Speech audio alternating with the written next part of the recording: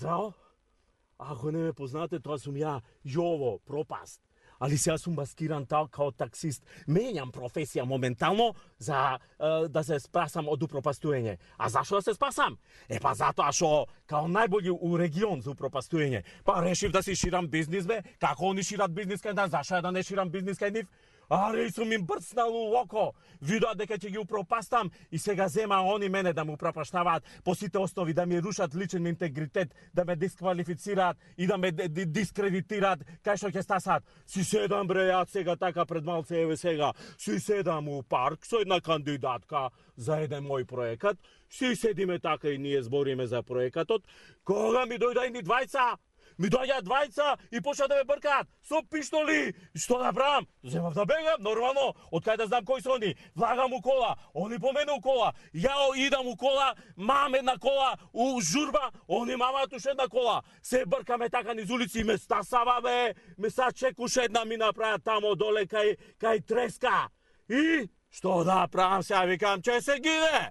Искачам ја полека, Ливија текна одма мене тај, као стар джентлмен, ја им викам да ве упознам господа со госпожава, тоа што ми беше швалерката, пардон, таа што ми е кандидатката.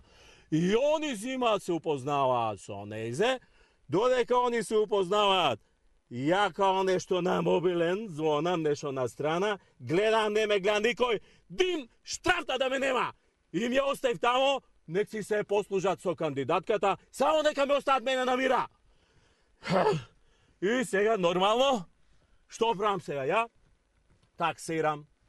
Таксирам и си се пријавив као невработен социјален случај. Па ја не сум знаел дека сега да си социјален случај, па ти си на конј, бе? Па си имаш тоа 2451 денар, па кој ти го дава тоа, бе? Си имаш секој месец шлап кеш, си имаш после плави картони си зијам и нек си која ќе ми прдне. Па, сега, од кога дојав мене, јас сум бил едно време стечаец и сум бил социјален случај, ама тоа не се споредува со сега. Па сега кога сме рипнале она со Doing Business, слушам она, за 2 месеца. Па тоа е песма, бе. Па тоа влагаат стечајци у такси, влагаат со тоа кеси, само ги разнесувам од мол до мол. Едни весели, едни фини онака. А порано кога бевме на 10-то место, 2 места подоле, па тоа беше една патња, една мучнина, една стрепња за неизвестност, за овакво. Сега, бе, влага у такси и унапред ни плаќаме, не го гледа ни таксиметарот. Фала Богу што не го гледа, овој мојов еве нешто не работи, крадене од Шведска, и сега чекам да дојде некој експерт да ми го поправи, да пасворд некој треба да става, овој мери само притисак така без везе. И сега што наоѓам? Пак не им чини на овие социјалци, бе. Пак не им чини на овие стечајци. Еве вчера што ми се дешава? Ми влага една госпожа така добро стоеча и баш ја гледам, добар ден госпожа, како сте, ја гледам, си викам, добро е госпожавот, сакам да ја закажам едно интервју така за еден проекат исто. Која зема она да ми плаче, те е платата мала, те е самохрана мајка, па ја не сум самохран таксист, кој ми става мене бензин, мајка ми става. Те 9000 била малку плата, те газдата барал парите да се вратат, викенди работела, па кај го има ова, зима пари, мен кука, бе. Па баба ми, демек шие и зима пари, како може тоа? Баба ми шиеше, за џабе 20 нуци изгледа тоа, кошули, панталони, уште ги носам од незе, и никад... маска да ми се упропасти, добро. И сега гледам, она се жали. Кај го има тоа? Зима пари, кука. Па ги жалам ова, бе. Ги жалам овие инвеститори во странство што дојдаа, бе. Па кај го има сега тоа? Он потегнал. Еден грк ти дошол, бе. Еден американец, еден германец ти дошол тука, ти даа пари за да шиеш. И ти му бараш секој месец плата, а во Индија има некој запукан овдека.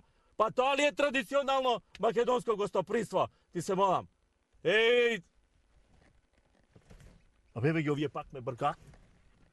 Швалерка со пиштолј. Дај да бегам. Ова камерава сигурност е. Само со такви се снимам, не се снимам со други, да знаеш. Еве ги овие, мајку и мема.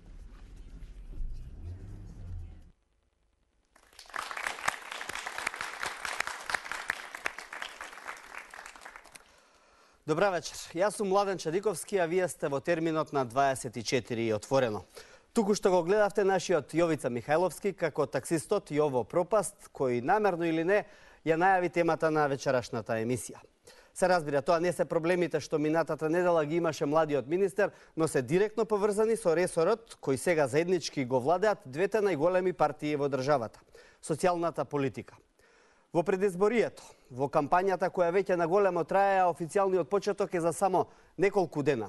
Дали Македонија заборави на илјадниците наши сограѓани кои едва и крпат крај со крај? Изборите се ближат, но зимата доаѓа. Дали овие избори можат да бидат вовед во решавање на нивните проблеми?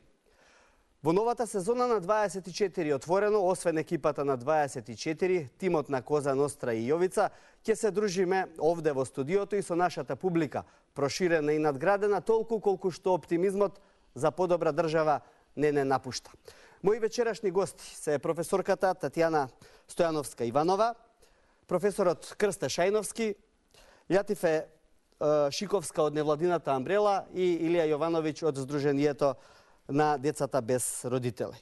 Професорке Стојановска-Иванова, во право ли е Јово кога вели дека прекрасно си живееме со 2451 денар месечно?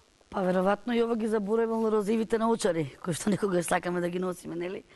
И со тие розови научари ни се гледа розовиот свет, меѓутоа кога ги симдеме, тогаш влегуваме, викаме, добро дојдовте во реалноста и не само што не е возможно, односно не може квалитетно да се живее, напротив. Јас велам, живееме на еден начин во еден маргинализиран свет, буквално кажано, кога вредностите буквално се изменија и кога станавме индивидуалисти, егоисти, наместо алтруисти и космополити.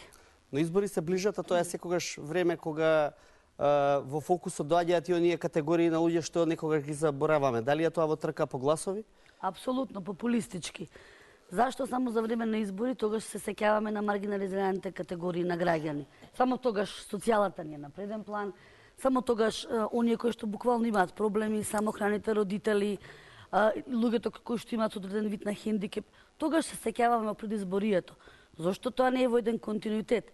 Никако не сме на држава која што сака да се нарече правна држава во вистинска смисла на зборот, држава која што се грижи за своите граѓани, само за време на избори, пред избори, да се грижи за таа категорија. Тоа апсолутно е недозволиво. И мислам дека, не сакам да звучам песимистички, меѓутоа мислам дека истиот филм и овој пат ќе ни се повтори, значи таа транзиција која што за жал ја боледуваме повеќе од 25 години, се уште не го најдовме лекот и се уште овие проблеми ќе бидат доминантни во тие предизборни кампањи. Што велам за жал, бидејќи сепак сите сме ние исти, сите сме ние еднакви. Никој не смее да биде помалку или повеќе вреден. А за да се добијат поени, поготово за време на кампања, токму тие маргинализирани категории на граѓани ги ставаме на преден план, сакајки да се покажеме дека сме похумани и да го покажеме нашиот хуманистички космополитски дискурс, кој што, извинете, меѓутоа мислам дека малку со политиката се коси. Јовановиќ, вие и вашето искуство беше сосема поинакво во еден по-дамнешен период пред неколку години, но почувствував во последно време, кога имавме некои контакти, дека сте малку разочарани во последно време. Ве премислували политизацијата која е навлезена во сите пори на општеството или вашиото лично искуство ве натера да го сменуете малку мислењето? Вака, прво многу сум разочаран каде што политиката сегде владе и е завлезена. Најмногу кај најболната тема, новороденчињата, малите деца, децата без родителска грижа, без родители, во згрижувачките семејства и детските домови. Јас од тука се повлеков, кренав раци, се насочив во друга насока, затоа што јас тоа што го поминав и сите мои браќа и сестри кои го помина животот без љубов, без топлина, без мајчинска пружена рака, се повлеков затоа што тоа што го поминав не сакам јас со политика и со нечија судбина да играм политички во нивниот секој дневен проблем. Што беше пресвртница кога се слушнавте во бомбите? Ваша Па да ви примета кажам, во тоа слушната? беше шок за мене, затоа што јас и пред јавност и пред Господ кажав никакви списоци немам дадено, ниту пак сум имал притисоци, верувате, тоа беше еден удар за мене што и многу влијаеше и врз мојата кариера, успешна кариера, 14 годишна успешна кариера, што и најмногу удри во моето семејство, затоа што јас не може утре со моите сопствени деца да играм јас пазар за нивниот глас, дали ќе го дадат за ВМРО, дали за СДСМ. Најголемата грешка е и кај ние сме казнити од биолошките родители, од Господ не, него лично од биолошките родители и од центрите за социјални грижи и од самите вработени во тие институции, уште од озгоре си поигруваат со судбината на ова. Јас реков, Господ е еден што ќе ги казни и ќе им осуди и не заборава. Нека им служи на чест, јас имам чиста совест дека тоа го немам направено и нема никогаш да го направам. Кренав раце од сите брајки и сестри, затоа што многу завлезе политиката и во ова категорија што...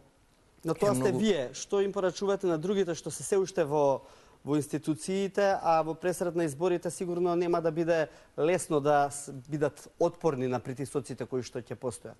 Видите, они си одлучија на нивната страна да бидат, јас тука никако не можам да имам поголемо влијание врз тоа, но треба они мојот пример да го зема дека треба да си имат своја јас и своја иерархија. Не може некој, ако ми дал мене вработување или ми дал стамбено прашање во Република Македонија, во целиот свет и во сите земји. Значи, се решава проблемот на децата без родителска грижа, така и треба да се решава. Не политички, транспарентно, граѓанско и отворено, затоа што не сме играчи со пред изборите, локални или председателски избори, затоа што јас пак ќе кажам, ако они така владеа со мене, ја верувате дека ќе си дадев и оставка од моето работно место и станот ќе го вратев, затоа што они со мене тоа не можат да го пазарат. Затоа и самиот господинот Миле кажа, бегате од тој Илија подалеку, вика. Значи самите бомби кажа, затоа што Илија знаат кој, јас имам своја иерархија. Ние сме сервис на граѓаните, а ние тоа што го работиме во името на граѓаните да се подобрат условите во Република Македонија. Не јас во изминатите години што ги имав 200 членови да ги партизира. Ниту во едната, ниту во другата страна сум ги партизирал и нема ни да Шиковска, не ли е жално што после 25 години транзиција ние уште збориме за партизирање на држава, за притисоци врз јавна администрација, за притисоци врз социјално ранливи категории со кои што вие често работите? Секако дека е жално, меѓутоа политиката си го прави своето, иако ние се обидуваме преку нашите активности како граѓански сектор да ја подигнеме свеста кај целната група со која ние работиме и да не дозволат нивниот глас да биде манипулиран и лесно продаден или купен.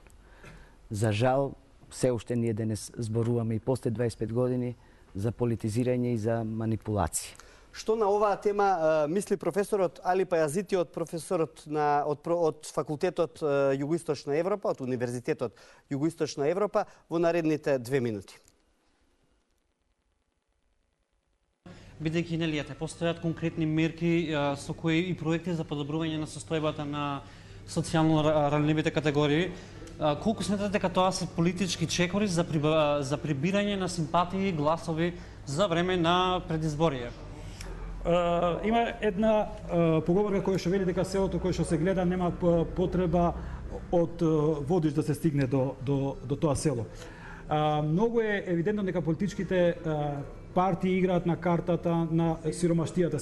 Се повеќе се трудат да генерираат гласачко тело од сиромашните стратуми на нашето општество. Значи ги мамат со разни методи, разни техники. Меѓу другото се и ветувањата дека нивната состојба перманентно ќе се подобри, дека ќе се градат станови за луѓе без покрив над главата, дека ќе се занимаваат се повеќе со сиромашните.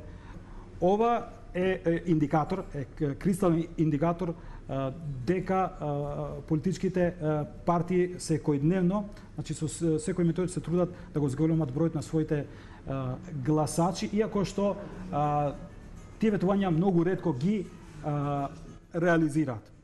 Кој би бил конкретен механизам за заштита на ваквите случаи кога граѓаните социјално загрозените, односно ранливите категории на граѓани се користат на овој начин за да се добие некое гласачко тело?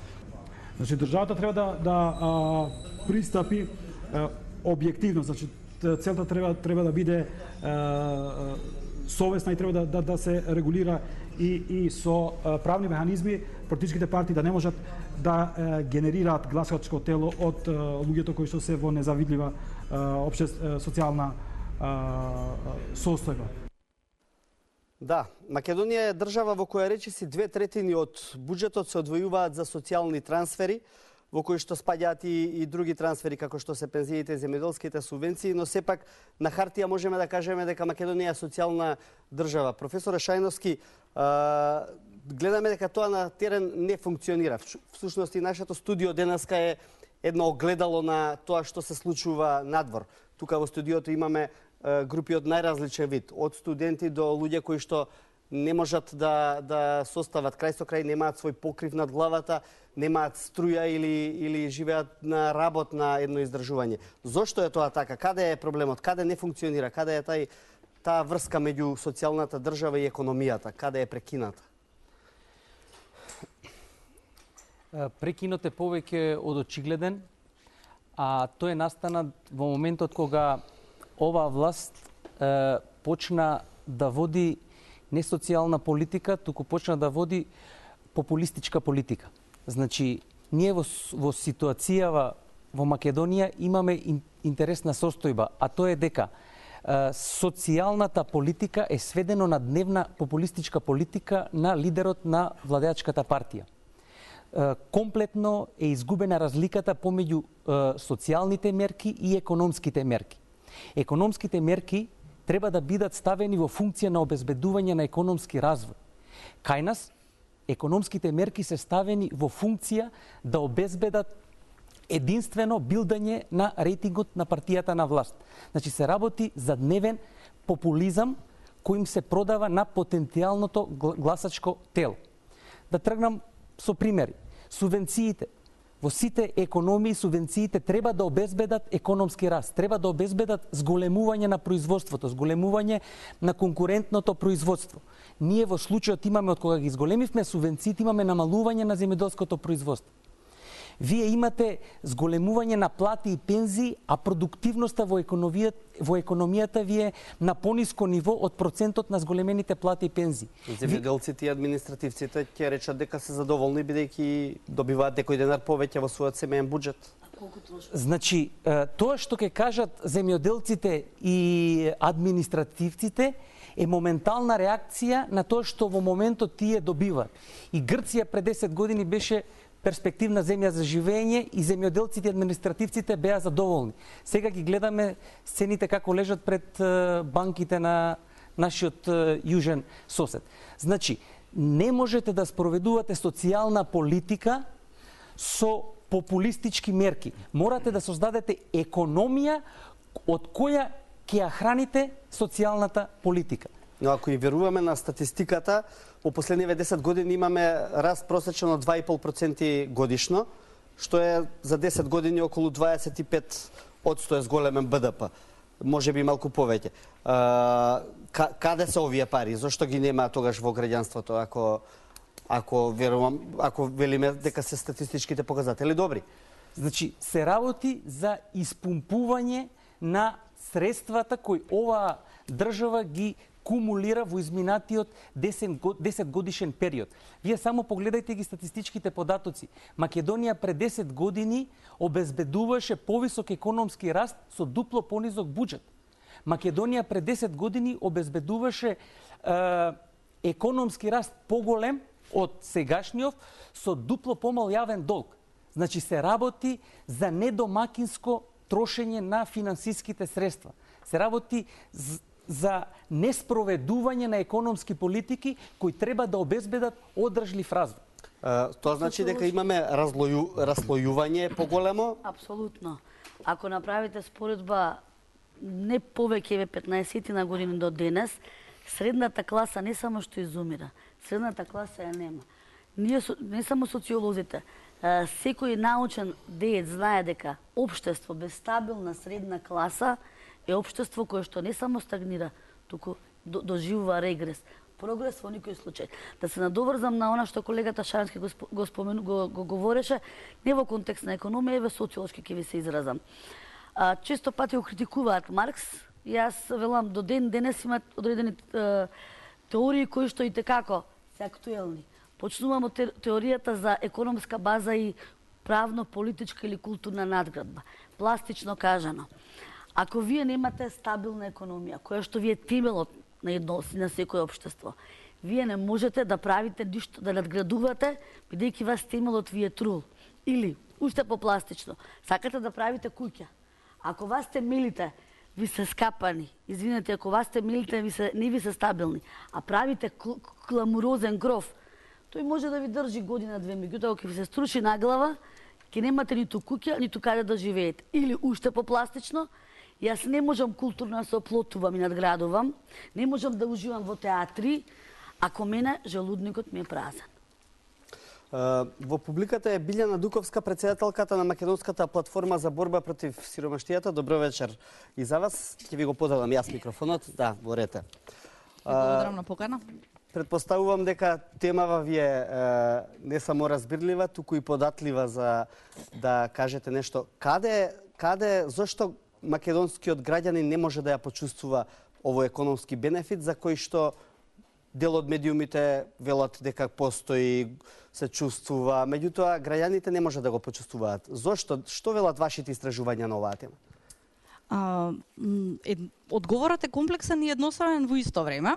Едноставен затоа што мерките кои што се предвидени за граѓаните во суштина не ги решаваат нивните проблеми, туку се насочени да соберат гласови во политички цели, и комплексен затоа што не може да се реши сиромаштија со еден сет на мерки, туку тоа треба да биде мултидимензионално опфаќање на повеќе структури, меѓу кои економија, социологија и така натаму и така натаму. Нашите истражувања покажуваат дека луѓето ги користат бенефитите кои што државата им ги овозможува. Еве конкретно примателите на социјална парична помош добија зголемување од 5%, потоа уште 10%, па нивната висина на месечно ниво за поединец стана од 2400 и нешто на 2831 денар. Тука лежи проблемот. Популизмот е во тоа што им се продаде покачување на социјална парична помош за подобар и поквалитетен живот, а во суштина граѓаните добијат 200-300 денари, со кои што не можат да си ги решат никако проблемите, затоа што и во првата и во втората приказна тие се речиси на половина на нивото на сиромаштија кое што државата го предвидува. Втора работа е образованието. Особено што тие пари не значат ништо во време кога се поскапува. Така, ако се вратиме уназад, ако ги земеме бројките, ќе видиме дека цените на сите производи, основни прехранбени, кои што се дел од потрошувачката кошница, се зголемени за 20, 30 па и 50%. Во вкупен буџет, кога вели синдикалната кошничка дека за 4 члено семејство е потребно минимум 500 евра, вие имате семејства кои што треба да преживеат, значи зборувам за повеќе члени семејства со 100 евра. И воопшто не им игра улога дали 200 или 300 денари повеќе. При последното истражување прашавме едно семејство со 7 члена, кое што добило зголемување од 200-300 денари. Што направија со парите? И рекоа, си купивме рефузен прашак и еден сапун за перење. Најпластично тоа е она што нашата држава смета дека е доволно за лицата кои што живеат во сиромаштија да излезат од незе. Да, ви благодарам, ќе ми го дадете малку микрофонот. Сакам да поразговараме со дел од луѓето што денеска беа тука наши гости. Повелете микрофонот. Да. Јас сум Заиме Мишовски, живеам 25 години под кесе. Никој не доаѓа да ни помогни, само Латифа ни доаѓа ни помогнува. Многу благодарни на јасни. Дали може ви благодарам, сакам нешто друго да ја прашам. Дали примате вие социјална помош? Не примаме никако. Примам, не ми ве прекинали, не живеам во Имате лична карта? Имам. Не ми е момент на мене. Личната карта ми е. Дали сте пријавени во службите? Пријавени стоje, оти не живееме, таму им ја прекинали плата. Да. Колку примате социјална помош? 6600 примав, ми ја прекинали. За целата фамилија? Да, за цела фамилија. Зошто ви ја прекина? Оти не живеам во Прилеп. Тука живеам 25 години.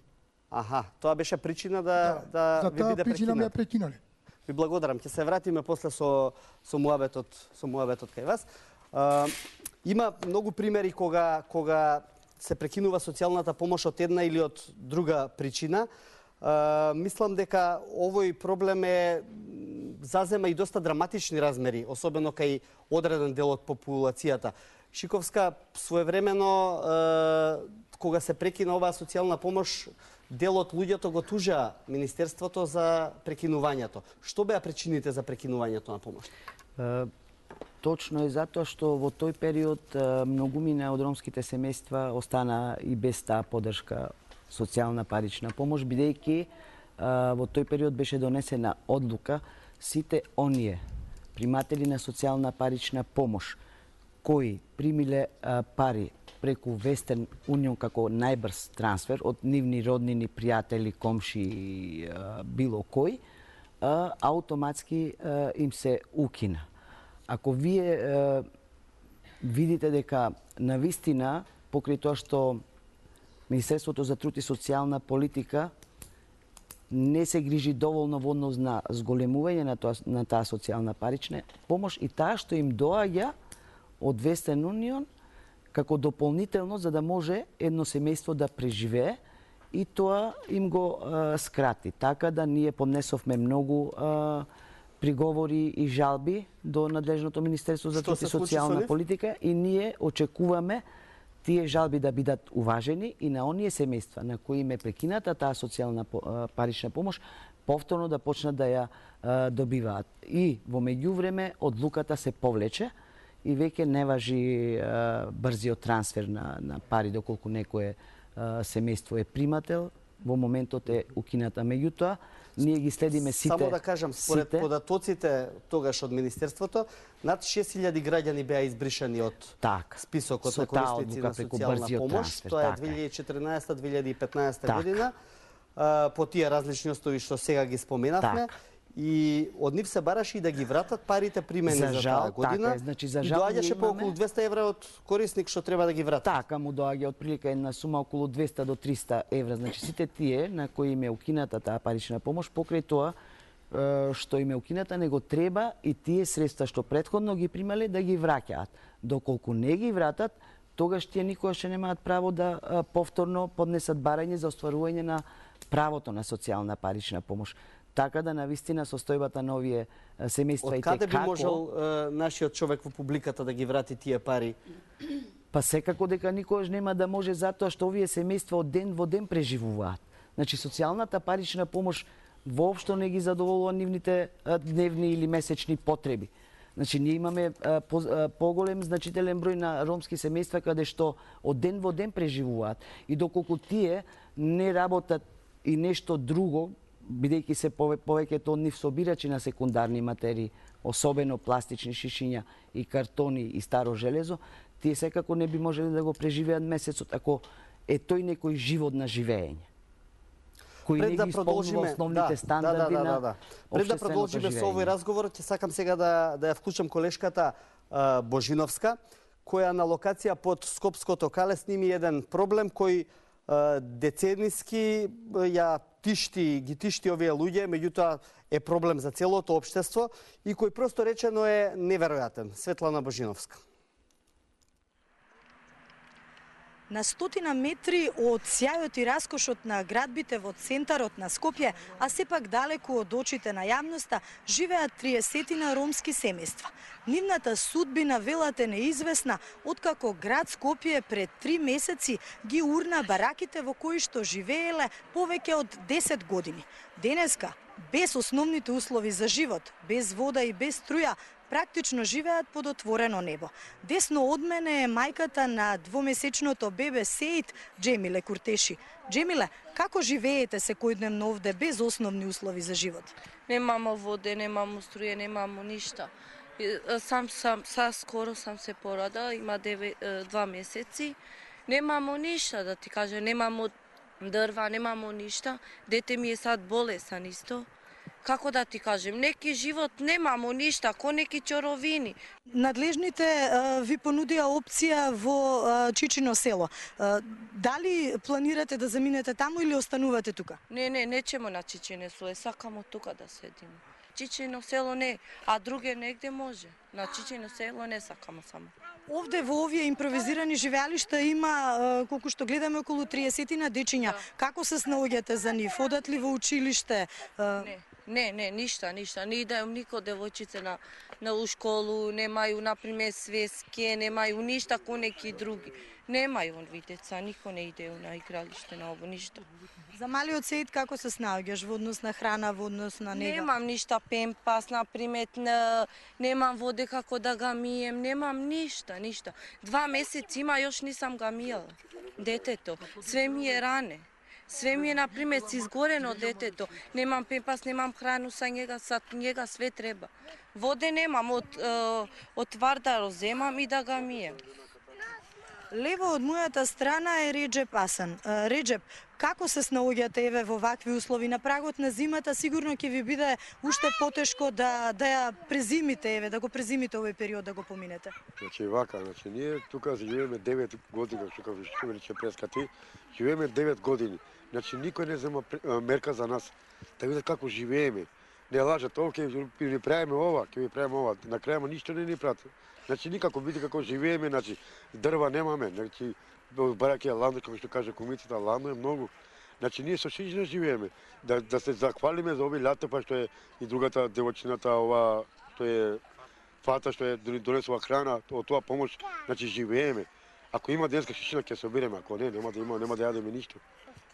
До сега неколку пати протестиравте пред град Скопје и му кажавте на градските власти дека треба да се реши овој проблем. Дали добивте повратен одговор? Ни рекоа дека ќе ви дадеме, ќе ви не сместиме, дека кај ќе не сместат, не знаеме. А очичено со што рекове, ние не можеме таму да живееме. Прво нема место да ви кажеме. Нема место таму да живееме. Тука сме, знаеш колку души сме? 31 фамилија сме. Рачунајќи тоа 130 души. Дали до сега некој дошол да ве посети, да ви помогне? Шанса, никој не дојде. Ни еден. Како што викате овие големи нашите од Македонија, па ние сме од Македонија, не сме никој од Германија, Франција, Италија што сме, па да не помогнат, да идеш во Белград, пак има помош. Има све, купате, контейнери, има други што викате, ама ние не го добиваме тоа. Наша Македонија за нас не пермира да видат како живееме ние. А за друго да прво право ќе одиме. Кога доаѓа за гласење, ќе одиме кај ромите. Нема. Тоа нема да го добиват никад. Нема да гласиме тоа. Благодарам за разговорот. Ромите се децидни дека остануваат на ова место, бидејќи повеќе од 10 години ова бил нивниот дом и нивно живеалиште. Во 2011 година е продадена последната парцела. Под Кале е предвидено да изникне еден нов хотелски комплекс, кој што ќе биде составен од 5 хотели и од спортски центар и катна гаража, сите во барокен стил. Студија? Да, благодарам. Реджеп, побегнавте малку од Подкале и дојдовте тука директно во студиото на 24 отворено.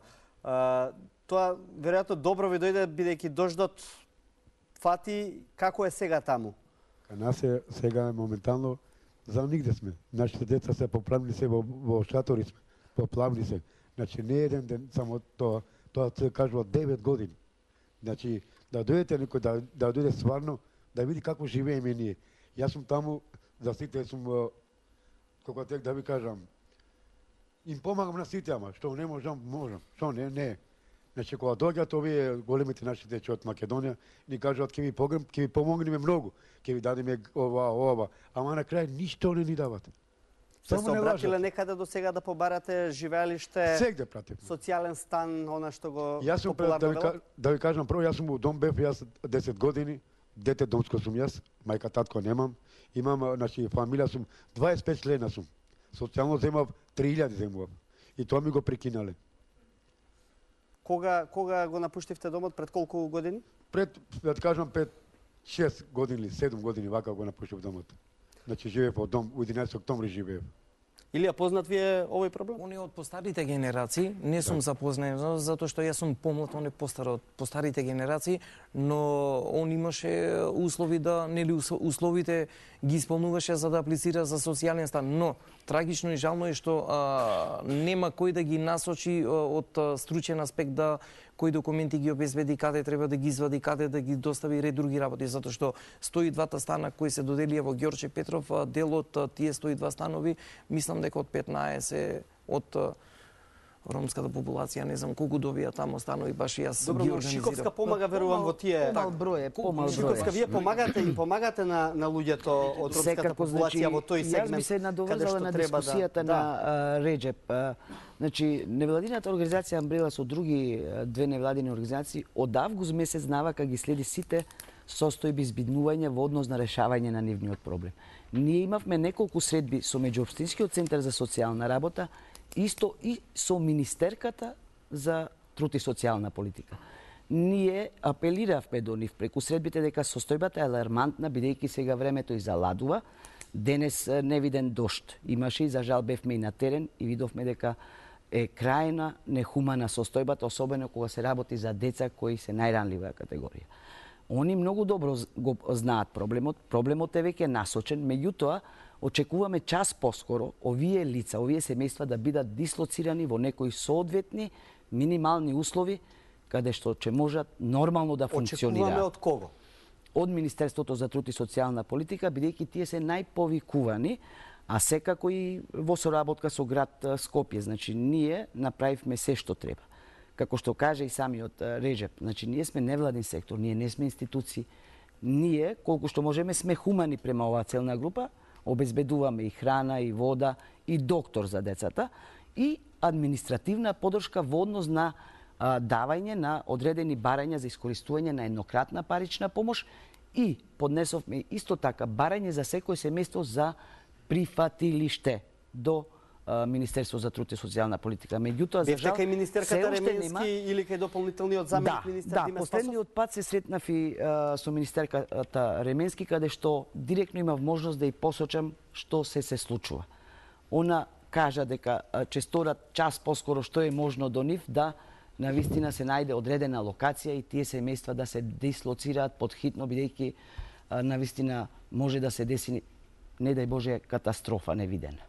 Професорке Иванова, Стојановска Иванова, растењето во вакви услови, значи овие мали деца, пред малку во студиото имавме едно бебенце кое што мораше да излезе да биде подоено. Какви луѓе произведува? Прво, емпатија кај мене предизвика, значи само тоа што го слушнав и што го видов, навистина треба да сте имун да не предизвикува емоции. Значи, без оглед што сте дел од таа научна елита, верувајте дека буквално морници ме лазат.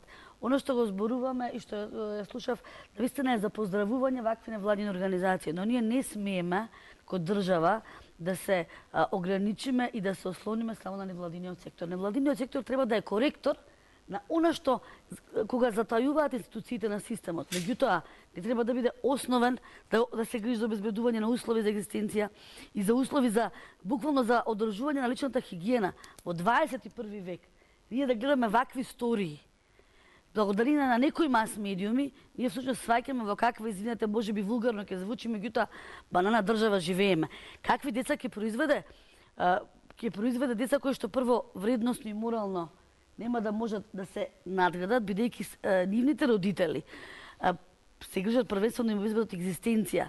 Знаеме какви се условите во моментот, временските услови. Дали тој родител треба да се посвети да го воспитува своето дете, да му каже што е добро, што е лошо, што е правилно, или пак да му обезбеди корка леп, или како што кажа господјата која што ја снима 2 месеци новороденчето да не биде избањато. Мислам, во 21 век ви да дозволите да живеат во такви не нехумани, тоа се субстандардни услови кои што не можам да ги разберам. Од една страна, од друга страна да се занимаваат при масовните медиуми и високи лидери на политички партии кои што се креатори на јавно мислење и носители на функции, се занимаваат со не знам министри Шумахеровци и тоа да биде главна преокупација, па тоа е фрапантно и срамно. Прво што треба, и јас тоа можеби и емотивно делувам, меѓутоа сум фрапирана и лута кога се уште ние имаме субстандардни услови за живење за било која, без разлика која категорија на граѓани и етничка група. Не сме да се дозволи. Ако сакаме нормална држава, сите треба да имаат подеднакви услови. Тоа може многу лесно да се регулира. Ние не измислуваме топла вода. Постои закон за социјална заштита. Што подразбира тоа? Доколку постои ваков проблем, само се алармира, потоа Заводот за социјални дејности праќа инспекцијски надзор, тој се гледа каде затаило или каде всушност бил тој проблем и потоа соодветно алармира и треба некој да понесе одговорност. Проблемот е Кажете толку ми. масовен што ние решаваме само поединечни случаи, кога ќе реагираат медиумите или некоја невладина организација. Знаете како? Кога ќе се реагира, кога веќе се напластуваат толку, да речам, проблемите што по тепих се или се ставаат и кога ќе експлодира, ние тогаш реагираме. Треба да се запрашаме дали само тогаш треба да реагираме. Апсолутно не. Мора да се има еден континуитет во контекст на таа грижа за социјално ранливи категории на граѓани. Прво, како што споменав, не треба тоа да биде само популистичка политика, и второ, повторно ќе апелирам на институциите на системот.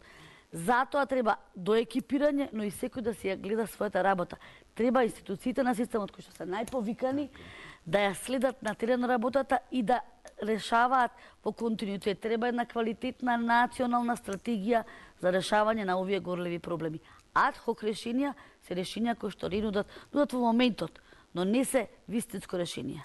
Од социјален аспект, професор Шајновски, од економски аспект, какви се можните решенија на создавање на подобра клима за социјална економска политика која што ќе може да направи инклузивни граѓани од овие луѓе? Значи да не создаваме само отпадници од општеството, напротив, да бидат тие дел од нашето општество. Дали економските мерки тука можат да вродат плод, дали се тоа некои мерки кои што ќе дојдат преку ноќ или овој систем ќе треба да го градиме во наредните години? Нас не научија во изминатиот период да се радуваме и да броиме проекти, реализирани проекти. При тоа воопшто никој не укажува, односно во последниот период почна укажувањето, кои се ефектите и одржливоста на таквите проекти. Ние сме мала и сиромашна економија, значи мора да бидеме многу внимателни на кој начин ќе произведуваме богатство во нашата економија и на кој начин и како ќе го распределуваме таквото богатство. Оваа сиромашна економија не може да си дозволи луксузирања од типот на оние кои веќе ги знаеме, а да гледаме во нашата поблиска и подалечна околина во државата да ни се случуваат вакви, ова се животни, човечки трагедии, судбини. Значи, не може да очекувате квалитетна социјална политика без издржана стратегија за одржлив економски раст. Одржлив економски раст во Македонија не подразбира во моментот инвестиција за панорамско тркало од 18 милиони евра. Одржлив економски раст не подразбира трошења за монументални споменици и за луксузни добра кои во моментот на оваа економија воопшто не и се потребни. Оваа економија се додека не создаде услови да произведува економија која ќе може да изврши распределба на богатството толкаво колку што го има на праведен начин, ваквите приказки наши ќе бидат во се поголем и поголем број. Економијата, едноставно речено, не дозволува политичко насилство. Мислам дека треба да бидеме свесни дека ние во моментот се наоѓаме во исклучително незавидна позиција. Нашата држава се презадолжува. Тоа веќе е констатирано и од меѓународни финансиски институции. Тој долг мора да се врати. Значи, ако не создадеме, а не создадавме економија која ќе ги враќа ваквите долгови, следниот чекор е обезбедување, односно реализирање на внатрешна девалвација. Или што тоа подразбира? Тоа подразбира намалување на пензиите, намалување на платите, другите надоместоци или зголемување на доноците. Или ако сакате, може да ни се случи еднократно намалување на вредноста на домашната валута. И на крајот, што ќе биде ефектот од таквата политика? Тек тогаш ќе ги гледаме последиците од ова раскалашено трошење во изминатиот период. Зборуваме дека висината на социјалната помош е недоволна. Тоа постојано го повторуваме. Таа се пресметува врз основа на средствата со кои располага буџетот. А сепак од тој буџет, речиси 2/3, како што рековме, одат за социјална помош. Треба повеќе да издвоиме или да создадеме нови механизми за помош? Не треба да дали е во организацијата проблем? Апсолутно во целокупната организација, оно што го зборувавме во контекстот на продуктивно и непродуктивно трошење. Значи само со една добра стратегија, бидејќи како што реков, ние не измислуваме топла вода. Фала Богу имаме лица кои што се дел од научната елита, кои што треба да се повикаат, бидејќи ние премногу политички гледаме. Значи, дајте малку да го тргнеме тоа политиканство. Тие суети. Повикајте ги оние кои што се компетентни, без на разлика, покрај носителите на јавни функции, повикајте луѓе од праксата кои што ќе ви помогнат и ќе ви кажат, например, кои европски закони се добри во контекст на социјална заштита, социјална правда, инклузија на ранливи категории на граѓани и така натаму. Јас ќе ви кажам само еден пример. Ние не можеме да бидеме како Шведска и Данска и другите кои што се навистина социјални држави во вистинска смисла на зборот. Но да речеме, еден од механизмите кој што е и економски, мислам дека би бил исплатив, ранлива категорија на граѓани, вработи ги, од друга страна субвенционирај го или олесни ги давачките за оние кои што вработуваат таква категорија на граѓани. Тука имате двојна добивка. Еден индивидуата заработува, а од друга страна постои меѓутоа колку се реализира и колку процентуално.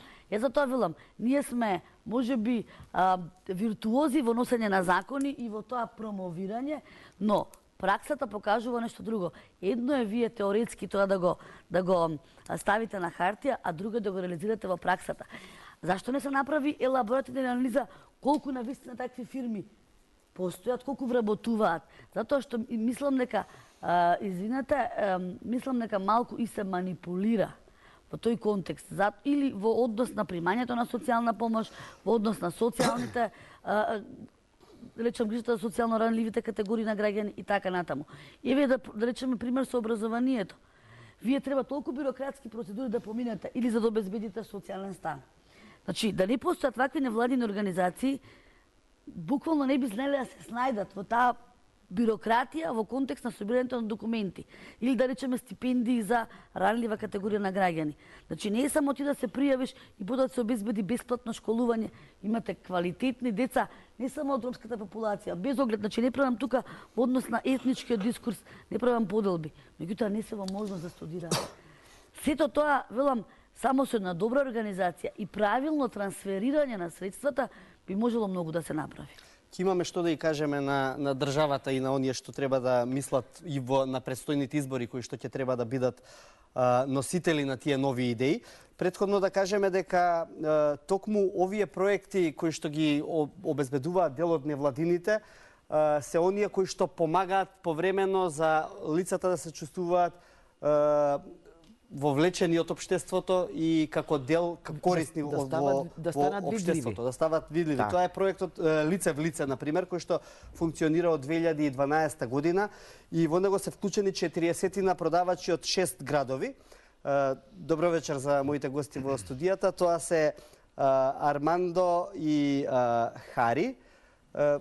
Сакам да ве прашам, бидејќи и јас често ве среќавам низ градот, претпоставувам имате многу контакти со луѓето. Што е вашата примерна работа и задача? Добро вечер до сите гледачи на Отворено 24, до вашите гости и до публиката која што е тука присутна. Убаво кажавте, проектот Лице в лице под покровителство на Агенцијата за истражување, комуникација и развој Паблик екзистира веќе 4 години. Сме 40 лица кои што се опфатени, значи, од разни категории. Да речеме, јас како Хари веќе неколку години сум бездомник. Се водам во Црвениот крст на град Скопје и благодарение на Црвениот крст на град Скопје влегов во проектот Лице в лице. Задоволен сум затоа што имам со што да се занимавам. Запознавам луѓе кои што се со добра волја. Во почетокот продажбата одеше многу тешко додека се запозна списанието како списание и која е главната маргинализација на граѓаните, лицата со посебни потреби и лицата со социјално загрозен статус. Колку вам ви помогна овој ангажман во Лице в лице? Добро, да речеме лично мене ќе морам пак да спомнам дека благодарение на пријатели кои што можам да престојам, значи немам потреба да спијам на меѓуградската автобуска, на железничката. Користам каков таков, за жал со пријателите роми, затоа што сме така воспитани да не ги разликуваме луѓето по националност и по вероисповест, како човек и не човек, се снаоѓаме. Значи, меѓутоа средствата кои што ги заработуваме, не знаеме прво каде да ги насочиме. Дали да ги насочиме некаде да можеме да преспиеме, да се истушираме, за разлика од тоа Црвениот крест на град Скопје со преку пунктот за бездомници ми овозможува да еднаш во неделата ги искористам потребите на мојот хигиенски живот. Благодарност значи до екипата, до луѓето кои што го водат списанието лице в лице, што ни овозможуваат да заработиме, и им благодарам на оние хумани луѓе кои што ќе не видат со целите, знаат веќе веднаш, не препознаваат дека заработуваме за некоја наша каква таква екзистенција. Како ве прифаќаат граѓаните? Го продавате ли во доволна мерка списанието за да може да се обезбедат средства за тоа што е потребно? Се зависи од тоа кој како ќе се ангажира. Меѓутоа, денеска дознавме, нели, веќе при гостувањето во вашата емисија, дека одреден број на нашите колеги ги не може да дојдат поради причини што немаат чадори за да дојдат до договореното место. Некој, како господјата што со детето што излезе двомесечно, не може да го остави детето и така натаму. Меѓутоа ме радува фактот дека пријателите кои што ги запознаваме и колегите мои се помагаме едни со други. Значи, доколку некој од нас е спречен да оди на одредена дестинација, комуницираме и даваме можност на другите да одат да работат. Ви благодарам, да. Мило ми е што и пријателите што ги познавам реđe при останатите, што се трудат и се борат за остварување. И тие се во екипата исто, така? Не се, него комуницираме и си ги кажуваме своите маки и тежини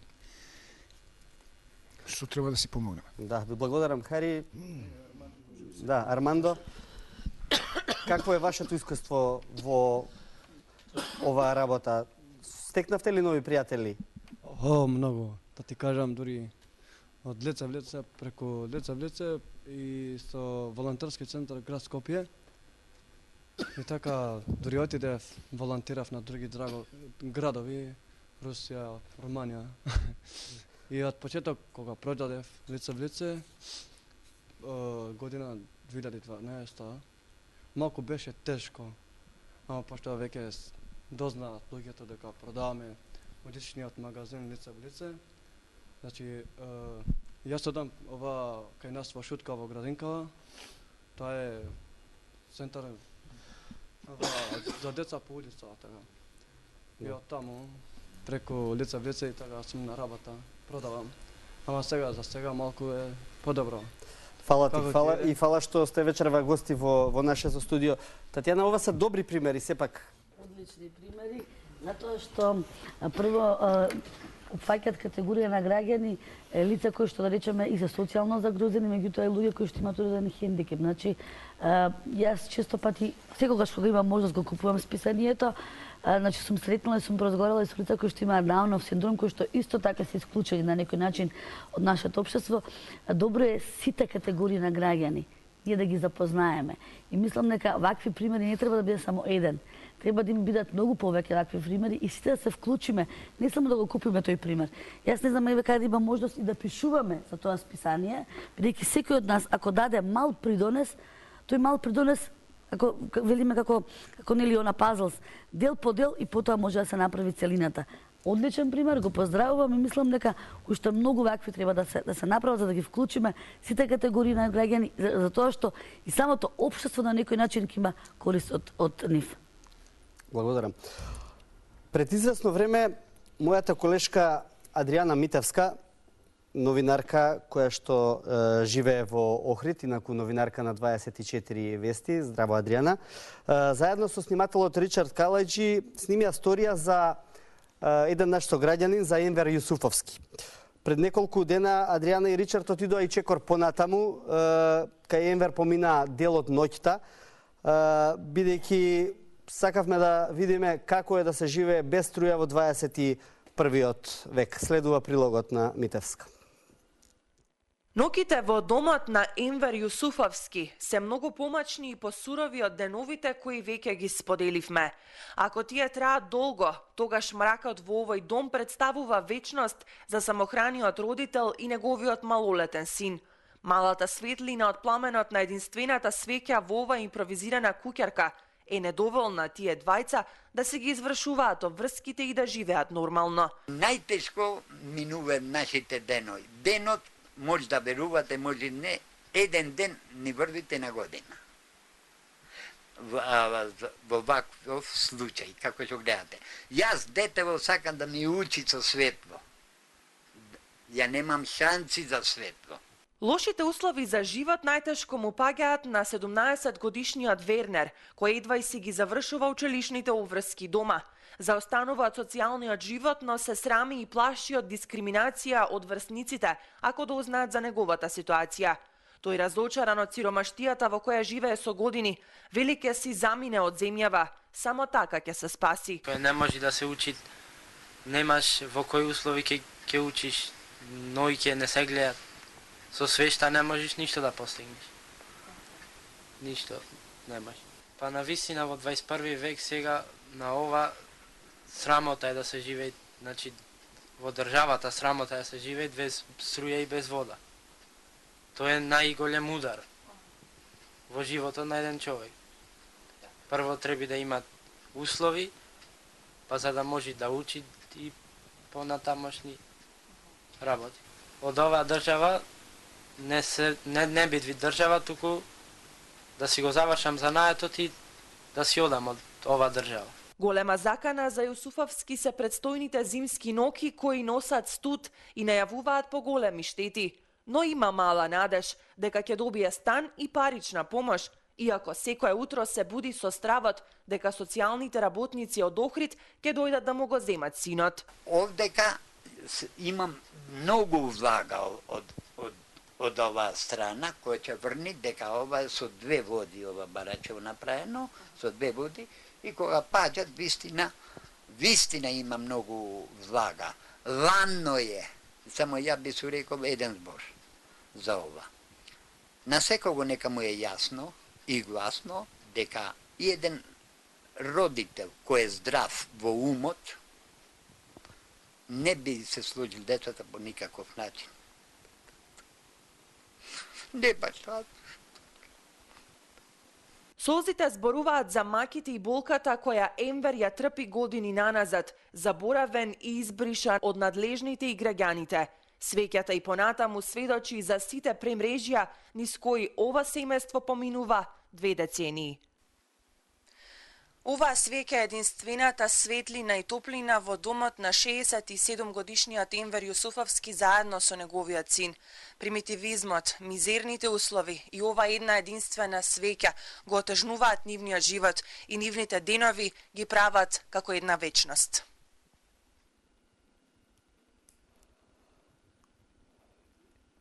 Енвер, добро вечер во студиото. Знам дека е тешко да се задржат солзите, но сакам да ви кажам дека вие сте херој на нашето време. И покрај сета тешкотија со која се соочувате, како што рековте, нема да го дадете синот и ќе се обидете да му овозможите школување и достоинствен живот како што заслужува. Што очекувате од државата? Од државата, како прво да речем, се извинувам, јас сум многу претерано благодарен на ова ваша емисија и од другарката новинарка Тајна и од другарот што ме снима и уште повеќе сум благодарен што сум гостин во вашево студио, во вашите медиуми. Ја видовте случајот што е како е. Јас сум човек самохранец родител. Имав девојчина, имав детето ми е, девојчината се мажија, ми осаде лената 2002 година ми почина. Ми осаде дете, не сакајчи, уствари, ете, детето се роди 1999 година е родено детето, а жената ми почина во 2002 година. Тоа мало. Девојчината ми одеа на школа, а социјална помош зембев 1800 денари. Тоа добиша, имаме и документи. Но предходно останавте без работа, така беше? Без работа. Каде работевте? Јас работев во ЕЗРК. Таму работев и дојде време се заклучи таа фирма. Живеалиштето каде што сте сега сместени, тоа од каде е? Ова живеалиште моментално кај што живеам, тоа не е мое. Ова е од други човек, други собственик. Тука кладов една стара шупа, барака така наречено, и живеам без вода и без струја. Детето ми е 3-та година учит електротехничар.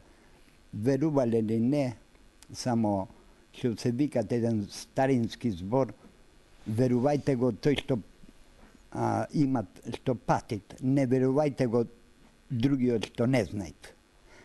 Верувајте, ми е жал мене како родител за ова дете многу, другарите. То не е убав да го изјавам во јавност, али веќе што викат старите, избегуваат од него. Зошто избегуваат? Избегнуваат од него ради дома немаме вода. Човек чим нема вода, нема и живот. Со страна на струјата, со свешта седам, детето не може да учи. Ако зборувам многу, не е добро. Да не зборувам, не е добро. Ни едното, ни другото. Се плашев. Дојде ја од социјално да ми го земе детето и додеше им реков, ве молам, тој збор не сакам да го чујам по никаков начин. Бев приморален, верувајте ми, бев приморален. Девојчето ми беше на школа добра ученичка. Нема физда. Со 1800 денари не може човек да просперира во животот, 4 члена.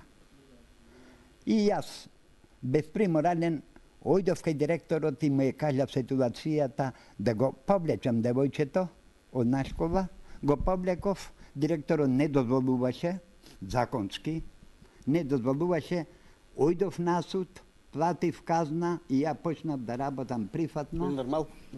Малку сега ќе те прекинам.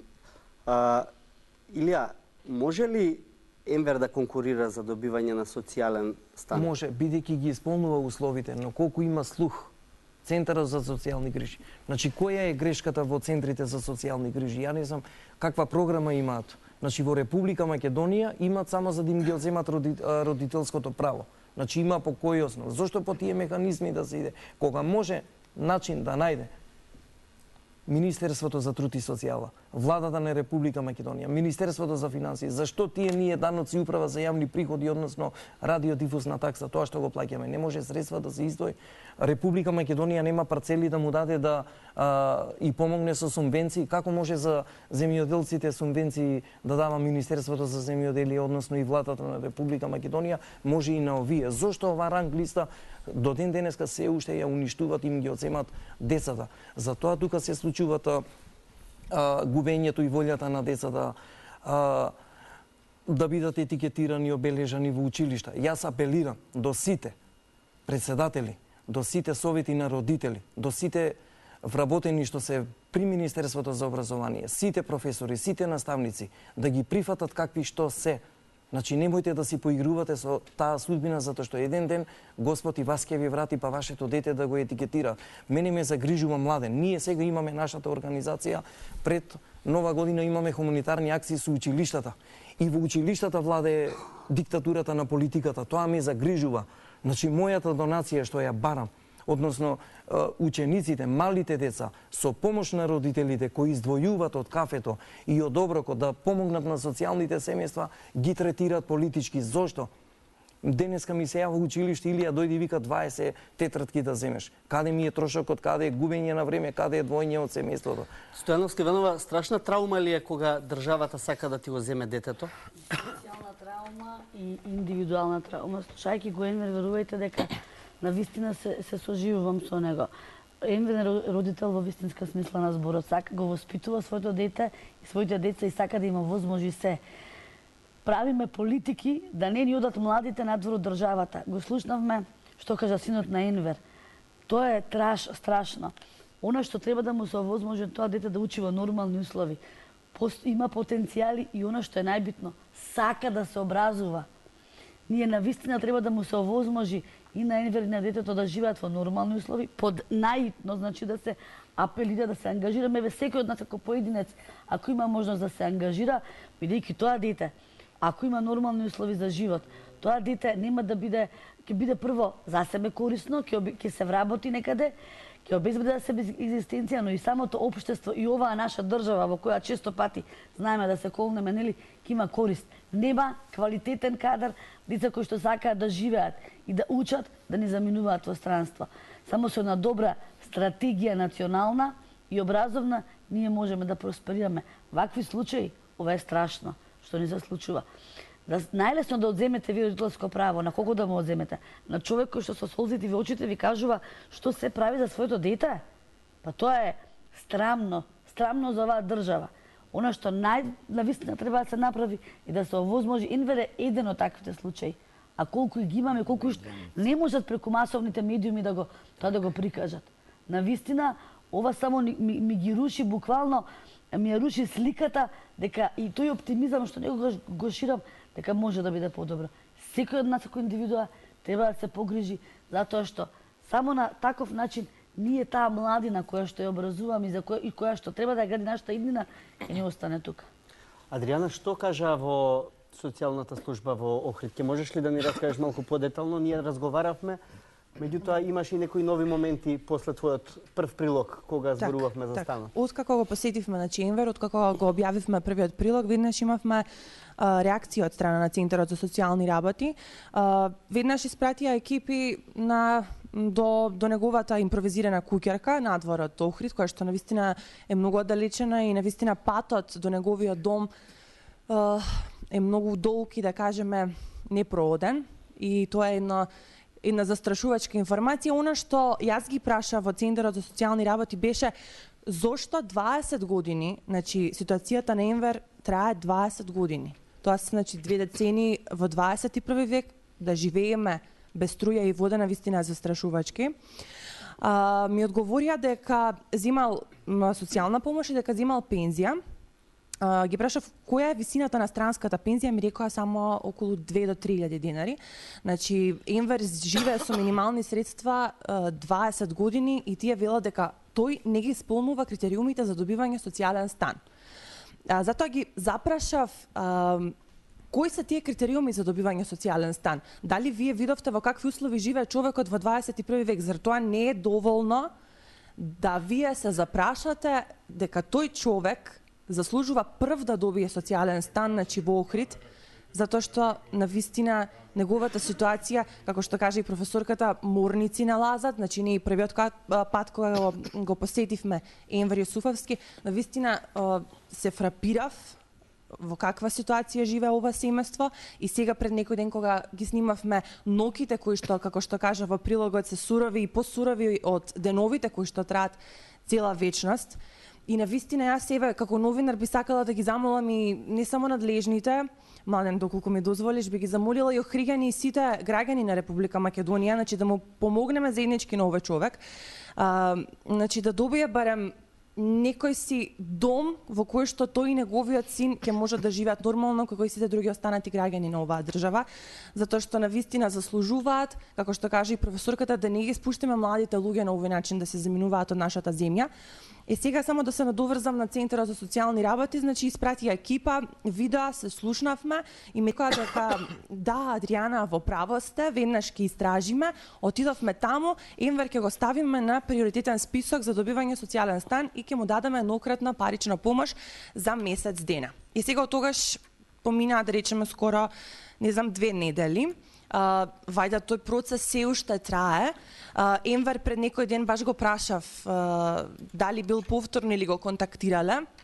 Ме рече дека го контактирале, они испратиле молба до социјалното, но сепак јас сакам да кажам овде пред присутните дека јас како новинар и ние како екипа заедно со мојот соработник од Охрид нема да останеме тука, значи нема да го ставиме овој процес така, значи ќе тираме до крај да видиме дали таа молба е стасана до надлежните и дали Енвер на вистина е ставен на приоритетен список за добивање социјален стан. Затоа што мислам дека не треба уште долго да трае оваа ситуација. Мора ли да робуваме на законите кои некогаш знаат да бидат глупави, безмилосни, контрадикторни, невешто направени во вакви ситуации? За жал, Младен, за ова сторијава и јас исто сум емотивен, чувствителен. Ме погоди при нивната сторија.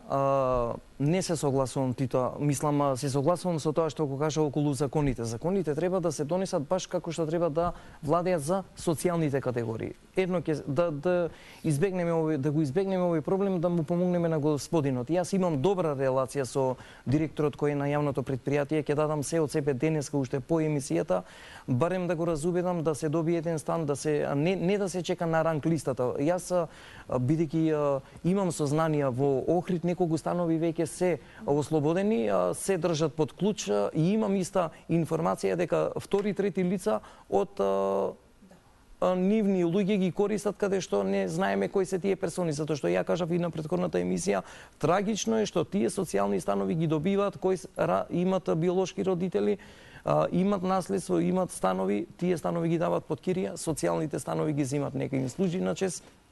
Господ ќе ги казни, јас ќе дадам се од себе да стапам во контакт со директорот, доколку си има стан веднашка да се додели, не да се чека на ранг листата, затоа што имав јас еден таков случај во Велес и го дадов бројот од еден министер кој беше председател на комисијата, биди, викам, само упорна, после 15 дена ми се јави го зема станот во Велес, значи треба да се утепаш од трчење, да молиш, да тропаш по сите врати да го добиеш. Јас ќе дадам се од себе, барем ако си има стан, да стапиме во добра релација, да му се реши стамбеното прашање. Срамота и жално ова во Република Македонија. Наместо сега да се луксузират пред избори, да стават билборди, реклами, еве, апелирам до сите граѓани, до сите компании, до сите цркви, сите тие средства што се донираат, дајте да избегнеме оваа година новогодишната прослава да ја донираме за потребите на сите маргинализирани категории, каде што имат наследство од биолошките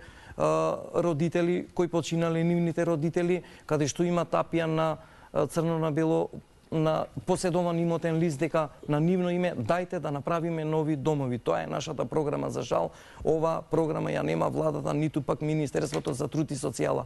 Први се да им го земат родителското право, а не сега да им го решат проблемот. Тога ние, значи, кога ве прашав за законите, не ве прашав случајно. Ние тие закони ги пресликуваме од некои европски земји. Меѓутоа не е исто кога тој закон функционира во Шведска и кога тој закон функционира овде во Македонија.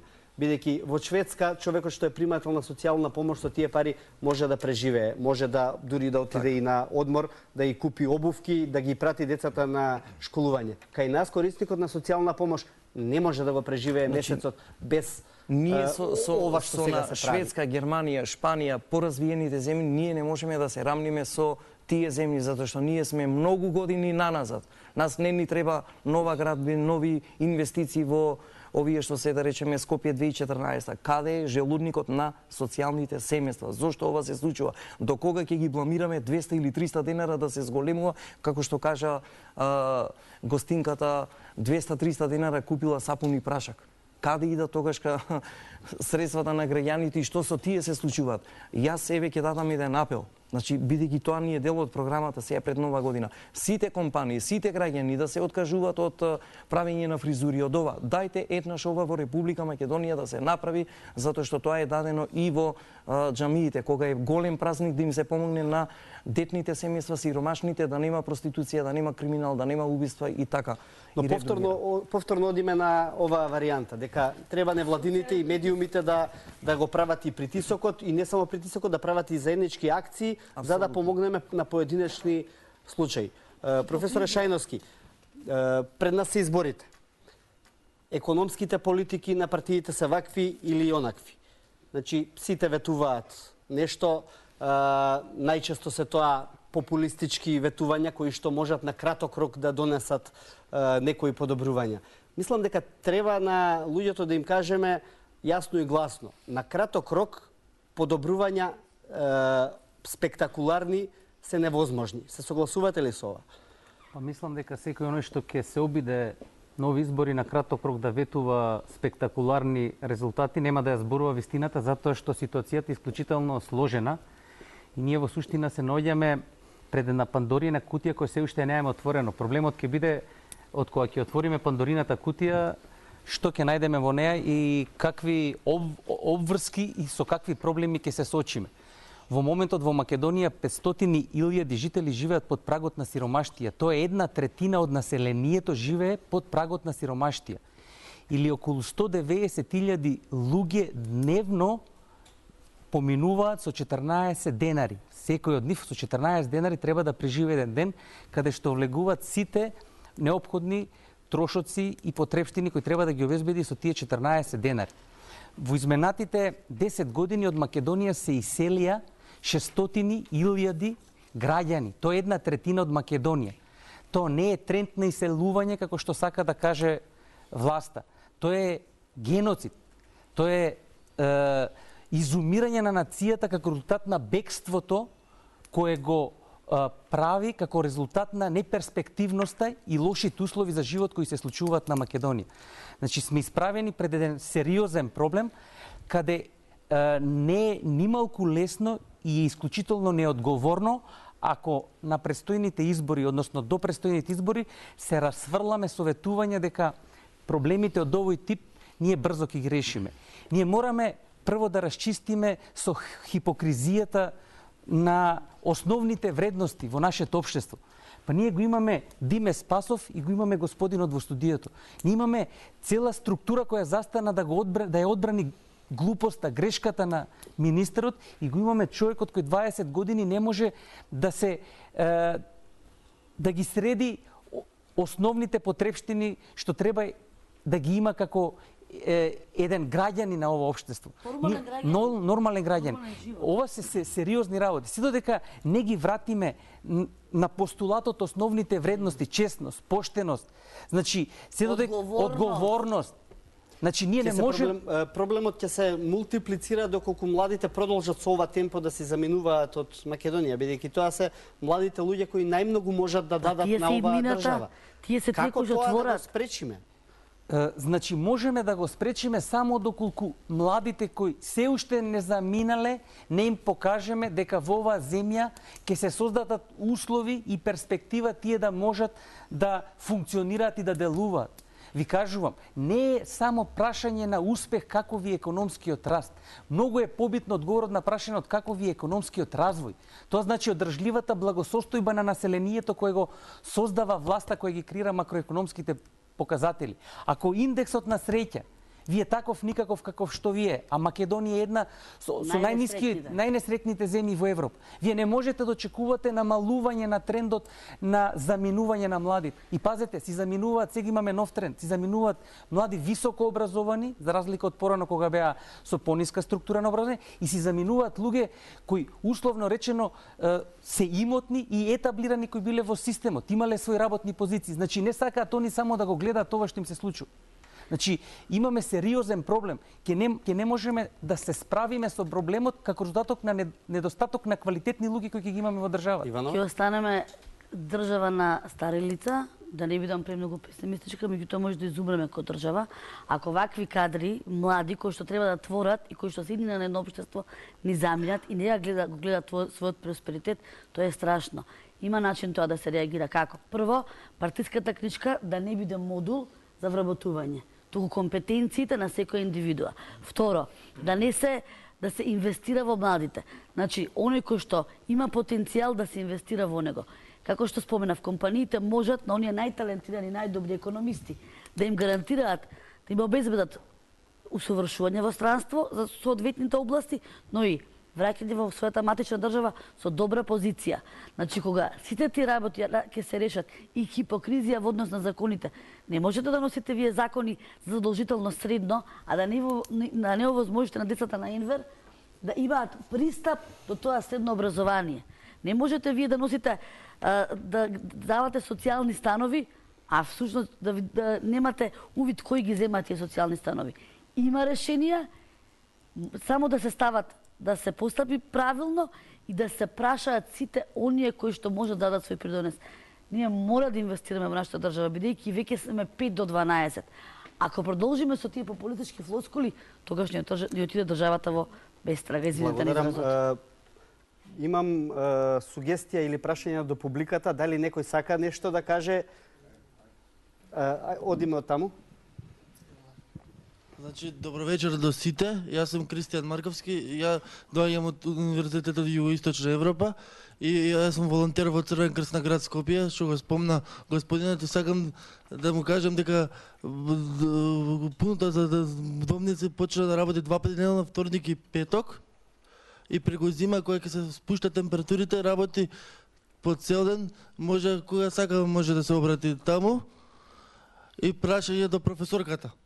Значи, како ги оценувате странските инвестиции што доаѓаат до Македонија и таму може секој сака да се вработи, ама многу ги откажуваат тие работни места дека се далеку странските инвестиции, дека не им организираат превоз.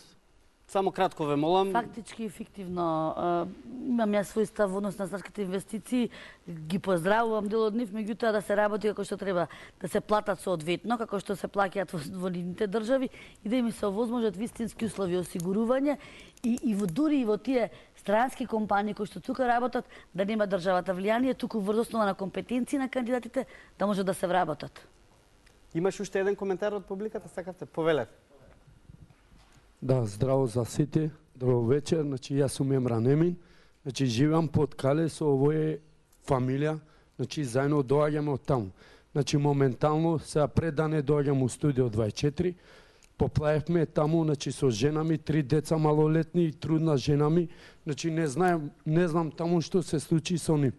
Значи, едно апел до државата, мислам, да земат мерки за ромите, значи да гледат како живеат, значи ромите, значи не само да гледат за себе, тие мислам големите, значи за својата столица, да гледат за сите, значи кој било мислам, значи македонец или албанец, не знам што, значи мека гледат за сите, значи не само за нив.